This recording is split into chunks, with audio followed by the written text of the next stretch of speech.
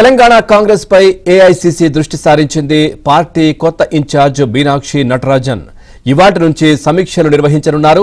గాంధీ భవన్లో పార్లమెంట్ నియోజకవర్గాల వారీగా సమీక్షా సమావేశం నిర్వహించనున్నారు. ఇవాళ మధ్యాహ్నం మెదక్, సాయంత్రం మల్కాజ్గిరి పార్లమెంటు నియోజకవర్గాలపై సమీక్షా సమావేశం నిర్వహిస్తారు. రేపు పెద్దపల్లి, ఆదిలాబాద్ పార్లమెంటు నియోజకవర్గాలపై సమీక్షా సమావేశం నిర్వహించనున్నారు. పార్టీ పరిస్థితులు, వాటి పరిష్కార మార్గాలపై చర్చించే అవకాశం ఉంది.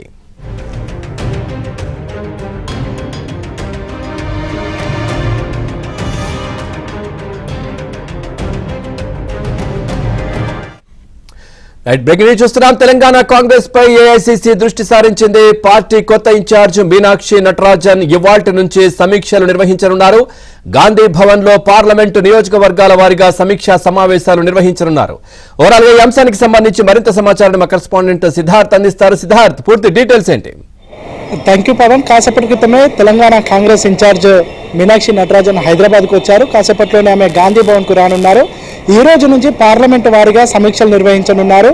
ఈమె పిసిసి చీఫ్ మహేష్ కుమార్ గౌడ్, దాంతోపాటు మీనాక్షి నటరాజన్ కూడా ఈ సమీక్షల్లో పాల్గొంటారు.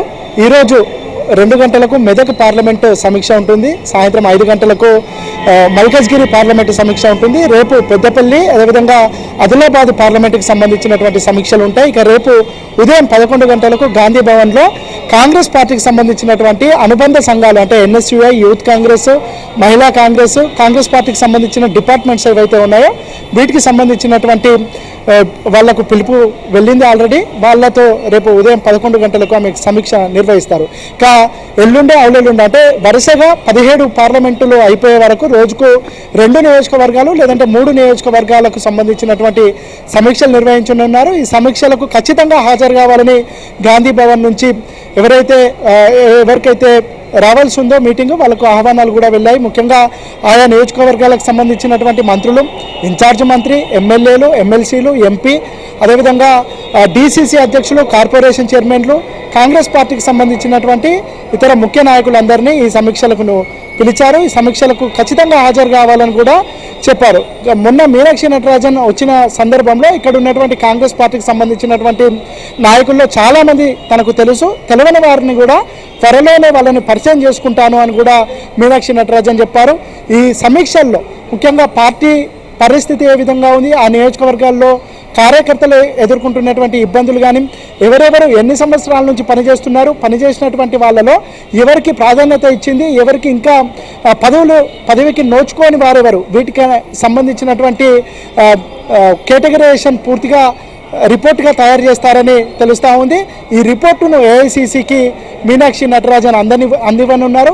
ఈ రిపోర్టు తర్వాత కాంగ్రెస్ పార్టీలో సమస్యలేంటి, వాటికి కావాల్సినటువంటి పరిష్కార మార్గాలేంటి అనే అంశానికి సంబంధించి కూడా కీలకమైన చర్చ జరగనుంది.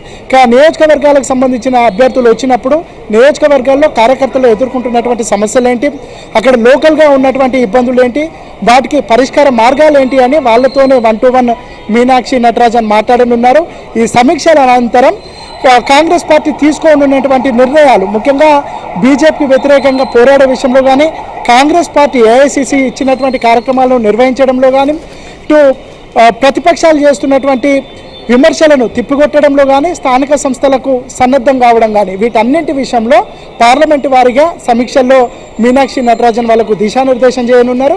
మొత్తానికైతే కాంగ్రెస్ పార్టీ గతంలో ఒకలాగా, ఇప్పుడు ఒకలాగా, ఇప్పుడు ఒక 20 సంవత్సరాల కాంగ్రెస్ పార్టీ భవిష్యత్తును దృష్టిలో పెట్టుకొని కార్యక్రమాలు తీసుకోవడం కానీ, పదవులు ఇవ్వడం కానీ, పార్టీకి సంబంధించినటువంటి కార్యక్రమాలు నిర్వహించడం కానీ, వీటన్నింటికి సంబంధించి ఒక పూర్తి రూట్ మ్యాప్ని క్రియేట్ చేసుకోవాలని కాంగ్రెస్ పార్టీ భావిస్తుంది. దాంట్లో భాగంగానే ఈ సమీక్ష సమావేశాలు జరగనున్నాయి.